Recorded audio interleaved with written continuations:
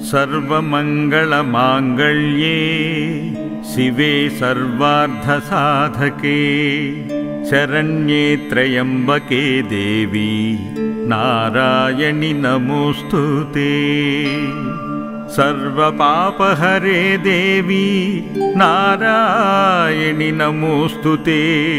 सर्वदुःखहरे देवी नारायणि नमोऽस्तुते। आदिशक्ति आनन्ददायिनी नारायणि नमोऽस्तुते। आदिमध्यान्तररूपे नारायणि नमोऽस्तुते।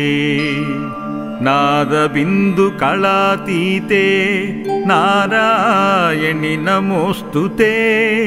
निरामये नित्यानन्दे